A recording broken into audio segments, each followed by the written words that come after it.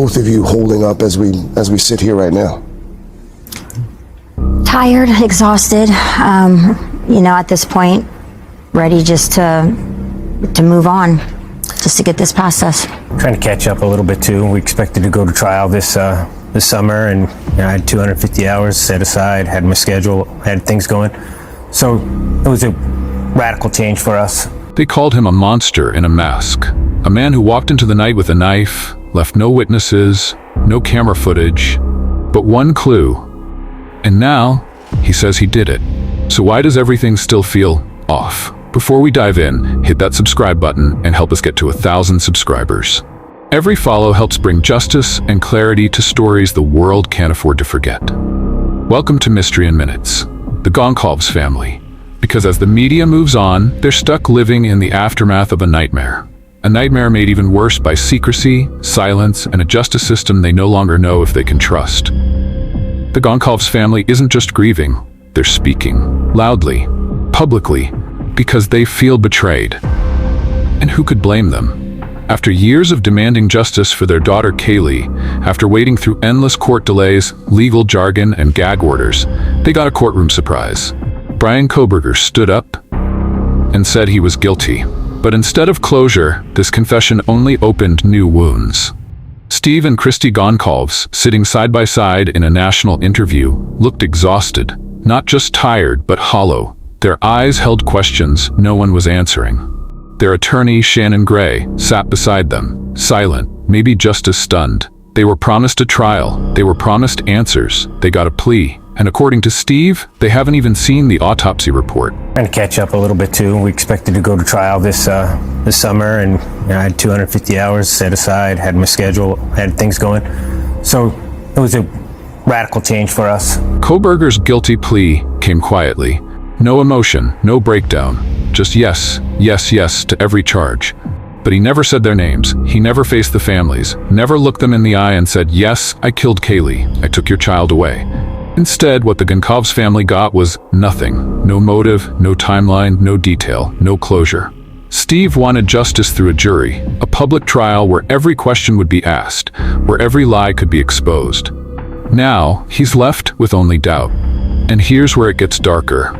A courtroom photo captured Kohberger's attorney, Ann Taylor, resting her hand on his arm, smiling. To the Goncalves family, and to many watching, this gesture felt like betrayal. A defense attorney showing comfort to a man who just admitted to executing 4 students in the dead of night. Some argue it's part of her job. Others say, there's a line. And if Kohberger really told her, in confidence, "I did it," why the hand on his arm? Why the quiet comfort? This was not a case of uncertain guilt. This was a confessed killer. Or was it? Here's where the story splits in 2 directions, and both are chilling. 1, Kohberger is guilty. He confessed. He did it. 2, he confessed because he was terrified of the death penalty, because he was told a trial might make things worse, because maybe, just maybe, he didn't do it alone, or didn't do it at all. And that small crack in certainty? That's all it takes to flood this case with conspiracy, speculation, and suspicion. Let's talk about the evidence. Yes, the infamous knife sheath with DNA on it was found. But even that, some experts say, isn't foolproof. And what about all the other oddities? The rumors, the disappearing autopsy reports, the lack of public records. Why was the autopsy so heavily guarded? Why have the families been kept in the dark? Why after 2.5 years? Does it still feel like we don't know what really happened? The Goncalves family has been vocal about one thing: the non-dissemination order, aka the gag order, didn't just silence media, it silenced justice. In the absence of real information, the vacuum filled with rumors, speculation, and internet detectives. Even creators like us were forced to talk in code, to question what we saw, and to sift through half-truths and anonymous leaks. Steve admits it himself. Much of what they know didn't come from prosecutors or police. It came from media. And that alone should terrify us all. Now we're hearing that all court documents may be funneled through a special website, a curated release of information. Why?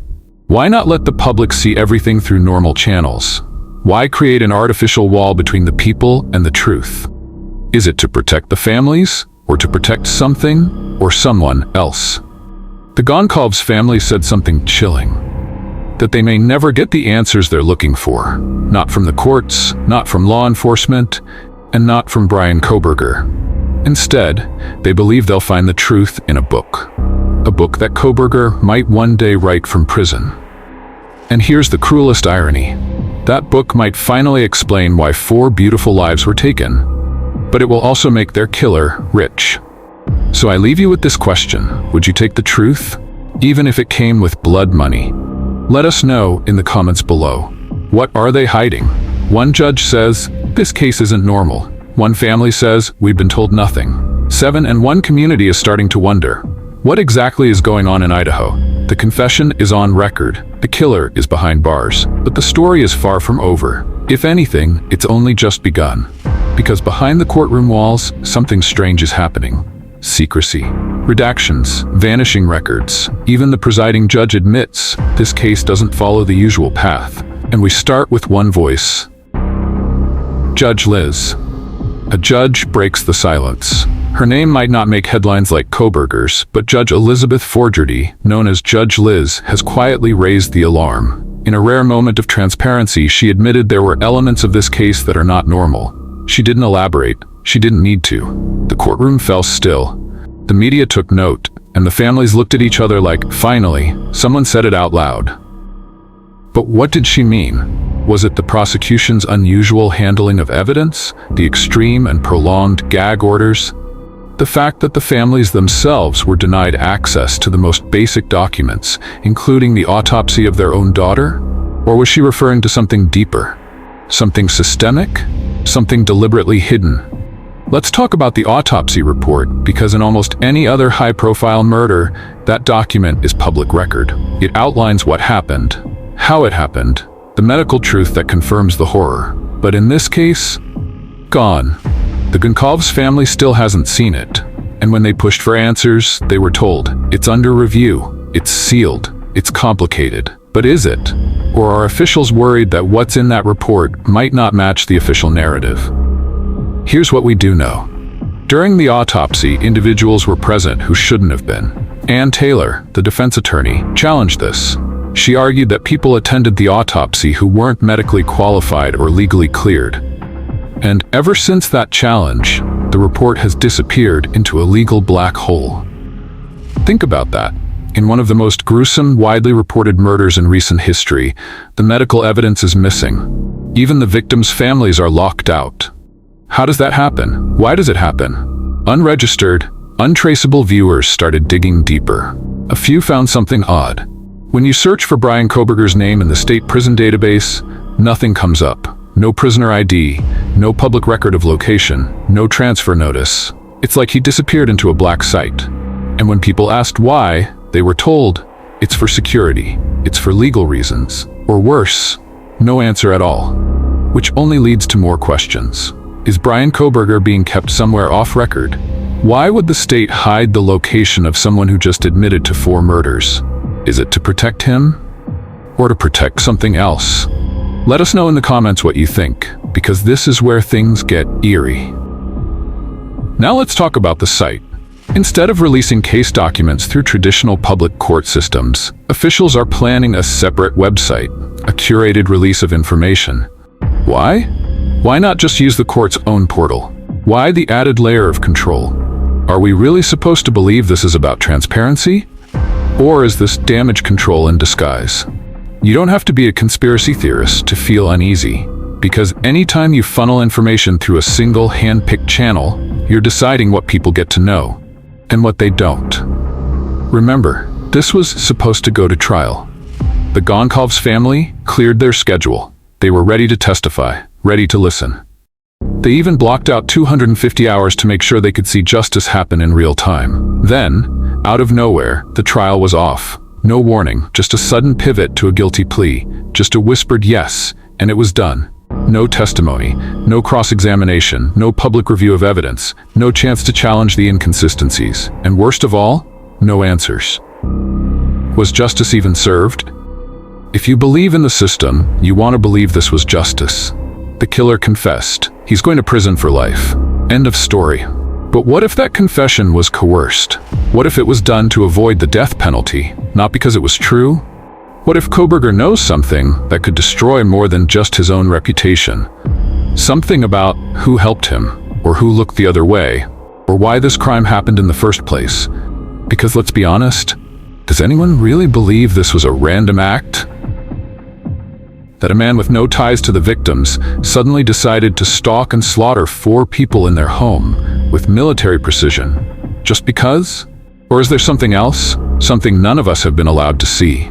Let's go back to Ann Taylor one more time. The hand on his arm, the smile. That photo was more than a gesture. It was a message. And depending on how you look at it, it's either a moment of human empathy or a sign that something is being managed behind the scenes. If Kohberger truly confessed, if he is undeniably guilty, then why the continued secrecy? Why the fear of disclosure? Why the missing reports? The sealed databases? The whispers of evidence being reinterpreted before release? We're not accusing, we're asking. And so should you. What happens now? The Goncalves family still fights for answers. They've been told they'll eventually receive discovery, the full details of the case. But even that promise comes with caveats, redactions, delayed timelines, and a constant undertone that says, 1 house, 4 students, a silent killer with no clear motive. Bryan Kohberger confessed. But did we ever really understand what happened that night? This is the story of the timeline that doesn't add up, and the secrets hiding in the dark. November 13th, 2022. Moscow, Idaho. A quiet college town, asleep in the early morning hours. And then, a massacre. 4 students brutally murdered in their own home while others slept nearby. No forced entry, no screams reported, no witnesses, except maybe one. Police would call it a targeted attack, but more than a year later, no one can say who the target actually was. And if Bryan Kohberger was the killer, why did he do it? Or better yet, how did he pull it off? Let's break down the timeline investigators pieced together. According to court documents, Kohberger's phone was off from 2:47 a.m. to 4:48 a.m. During that same window, between 3 and 4 a.m., the murders occurred. The prosecution argued that his phone going dark was deliberate, an attempt to hide his location. But here's the problem. Phones don't just disappear from networks. And if he was trying to avoid being tracked, why was his car still seen on surveillance footage? In fact, authorities claimed they spotted a white Hyundai Elantra, believed to be Kohberger's, looping around the victim's neighborhood 4 times before the murders. But if you're about to commit a quadruple homicide, why draw attention by circling the area like a shark? It doesn't make sense. And then there's the timeline of escape. Police believe the killer left around 4:20 a.m. Kohberger's phone pings again just after 4:48 a.m. near Pullman, Washington. That's a 19-mile trip in about 28 minutes. Doable? Sure, but tight, very tight, especially after committing a brutal, messy crime. So here's the question, why didn't police ever release the exact timestamps of when the victims were killed? Could that timeline be wrong? Now let's talk about Dylan Mortensen, the surviving roommate. According to the affidavit, Dylan saw a man dressed in black walk past her with bushy eyebrows, a mask, and no visible weapon. She locked her door. She didn't call 911. Not then. Not an hour later. Not even when she found the door open. The 911 call came 8 hours after the murders. Let that sink in. 8 hours. That delay has been one of the most confusing and controversial parts of the case. People asked, did she freeze in fear? Was she threatened? Or was she told to wait? Authorities defended her, saying trauma affects everyone differently, and that's true. But even trauma can't explain the lack of urgency from everyone in that house. Was she protecting someone? Was she in shock? Or was something else going on? Because for those 8 hours, the killer was free. The so-called smoking gun was a knife sheath found under victim Madison Mogan. It had a single trace of DNA on the snap button, matched to Kohberger through familial DNA obtained from trash at his parents' house. But here's the issue. No blood, no fingerprints, no DNA from Kohberger found anywhere else in the house. Not on the bodies, not on the bed sheets, not on the walls, not even on the murder weapon, which has never been found. Let's say Kohberger wore gloves. That explains the lack of prints. Let's say he was careful. That explains no hair, no footprints. But how do you commit a bloodbath, step over 3 other bodies, exit a crime scene, and leave behind nothing but one single perfectly placed knife sheath? One clue. Just one. In a crime scene with 4 people violently stabbed, that feels scripted. Planted even.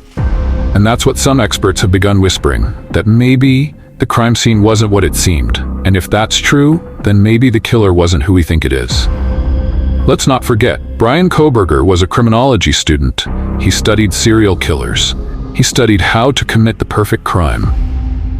In fact, weeks before the murders, Kohberger reportedly sent a survey to criminals asking them how they chose their victims. That survey asked chilling questions. How did you feel during the crime? What did you think before and after? What details helped you avoid being caught? Was it research, or was it planning? And if he did do it, did he act alone? Or is it possible that someone helped him? Someone who knew the house? Someone close to the victims? That's what the Goncalves family has always feared, that we haven't heard the full story, that there's more than one person to blame. When Kohberger pled guilty, many hoped the nightmare was over. But that confession didn't explain anything. He didn't tell us why. He didn't tell us how. He didn't name names. He didn't even say their names. He just said, yes, yes, yes. And that was it. If anything, the confession closed the door on answers and locked the truth inside with him. The Goncalves family asked for details. They got none. They asked to see the autopsy. They still haven't. They asked for transparency. They got redactions, sealed documents, and silence. And now, the story threatens to go underground. A separate website will publish case documents. Kohberger might write a book. The families are still waiting for discovery, and the public is being slowly pushed out. So we have to ask, why did this case avoid trial? Why were the families silenced? Why was the killer treated so gently in court? Why is everything being hidden? The media has moved on, but the questions remain. And here at Mystery in Minutes, we're not done asking them. Thank you for watching this deep dive into the Idaho murders and the shadowy trial of Bryan Kohberger. If this story moved you, shook you, or left you needing more, subscribe to Mystery in Minutes and help us reach 1,000 subscribers. Every click helps us tell the stories they want you to forget. Now we turn to you. Was justice served? Or was this case quietly buried before the truth could rise? Let us know in the comments. And as always, stay skeptical, stay human, stay with us. This is Mystery in Minutes.